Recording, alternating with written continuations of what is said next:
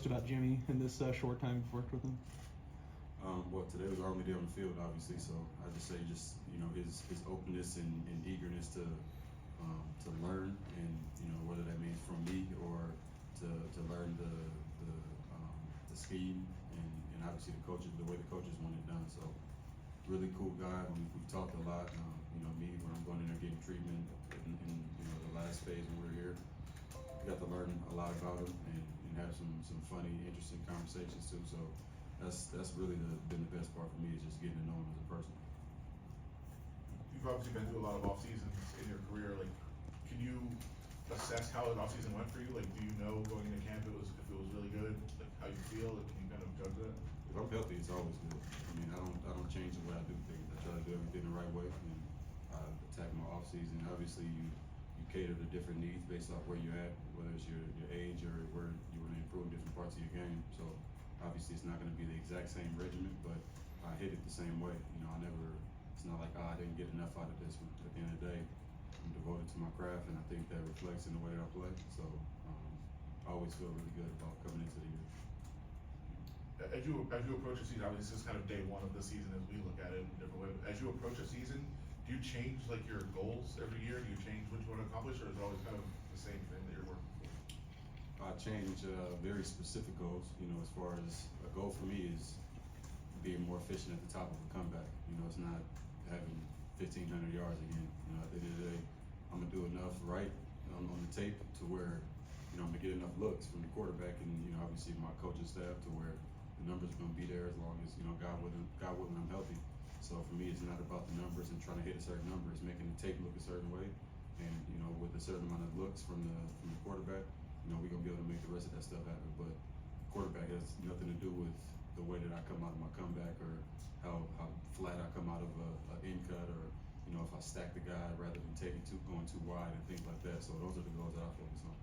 Davante, you guys added a lot of receivers this offseason between Jakobi, Meyers, DeAndre Carter, Trey Tucker, and others. How do you think that improved depth can sort of help you overall as well? Obviously we brought in some guys that know how to move, got some creativity. I like Jakobi's game a lot. DC coming in is going to help us as well. I don't know what these guys are going to go in and produce like, but at the end of the day, I know I like the people, and it's fun working with them. Talk about those. Jakobi's game that you like. What is it about Jakobi's game that you like?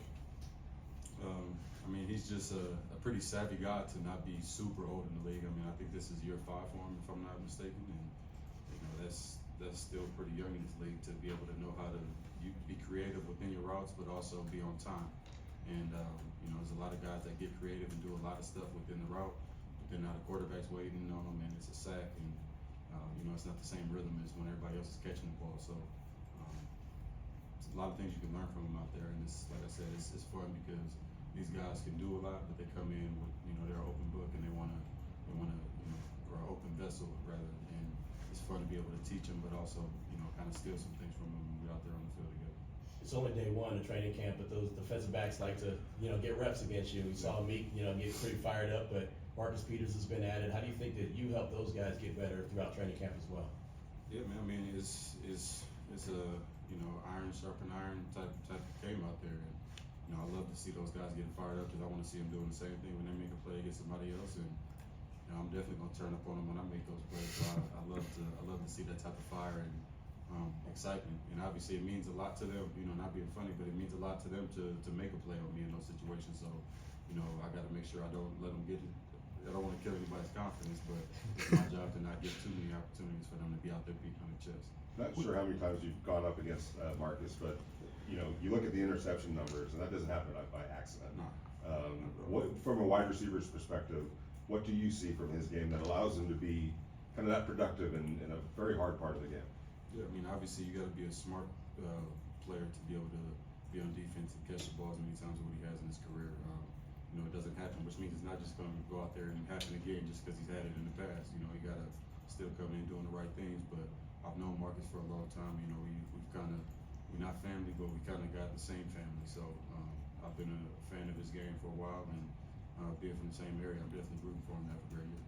When you talk about coming into the year with those micro goals, was it always that way for you, or was there a time earlier in your career did it switch when you were more focused on I want to have this many? Nah, it started like that because like came in playing with 2 Pro Bowlers, and I had to focus on small things and be able to walk away from the game or practice feeling good with 2 targets on a day. You know, you can't come into the league.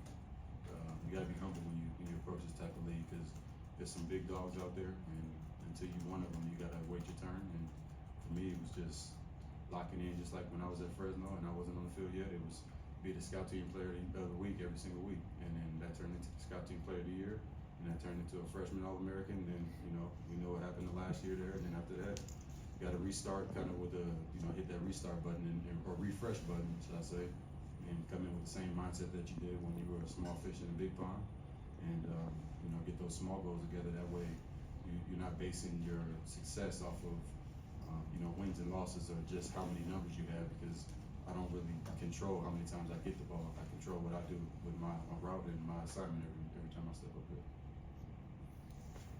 Oded?